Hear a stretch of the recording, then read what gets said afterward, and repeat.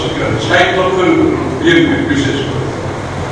যে গণতন্ত্রের লড়াইয়ে হাজার হাজার বিএনপি সহ অনেকের নেতা কর্মী গুম হয়েছে, খুন হয়েছে।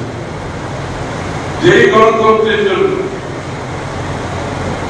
পুলিশের হেফাজতে বহু মানুষের মৃত্যুবরণ হয়েছে, যে গণতন্ত্রের জন্য জেলখানায় আমাদের সামনে চিকিৎসার অভাবে মৃত্যুবরণ, আমাদেরকে কোনো চিকিৎসা দেওয়া হয় না জেলখানায়।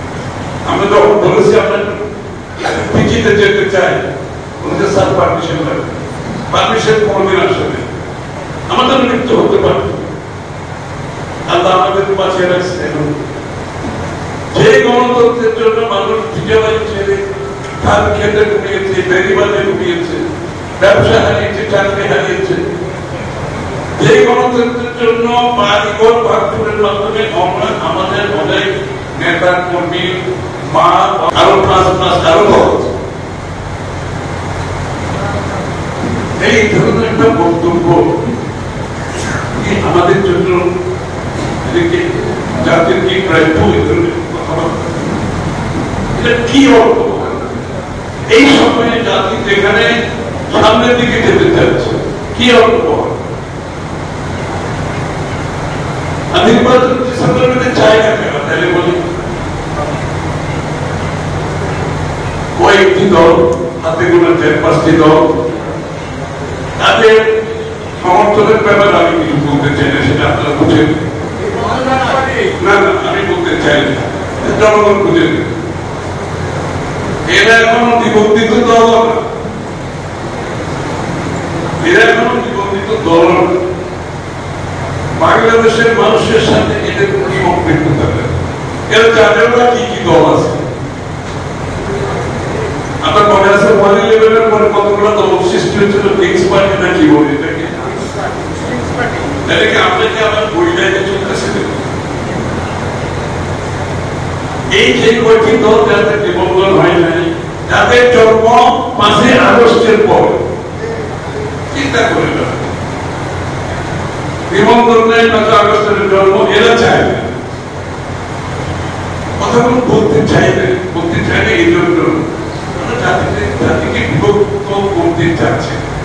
জিয়া রহমান সাহেবের মতো তারেক রহমান সাহেব চাচ্ছে জাতিকে ঐক্যবদ্ধ করতে।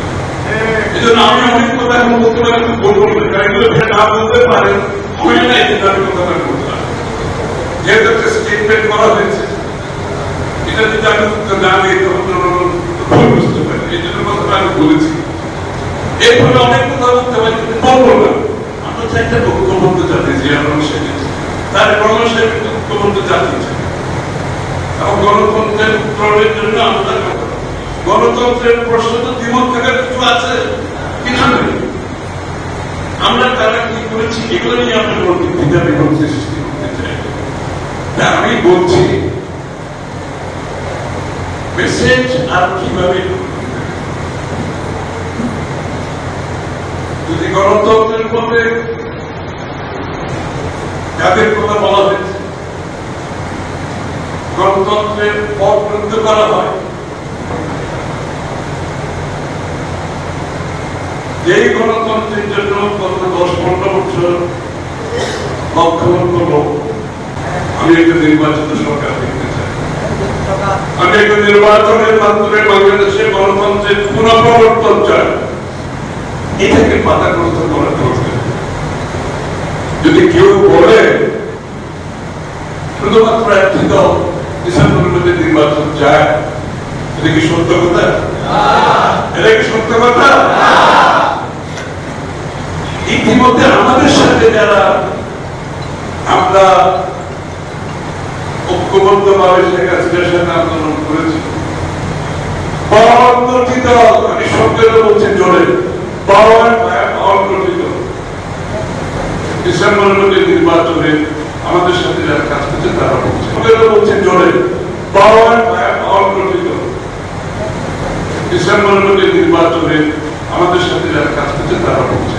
তাদের কথা বলছে, আমি গণতন্ত্রের কথা বলছি। অনির্বাচিত সরকার কি করবে না করবে আমার মাথা ব্যথা নেই, কিন্তু আমার মাথা ব্যথা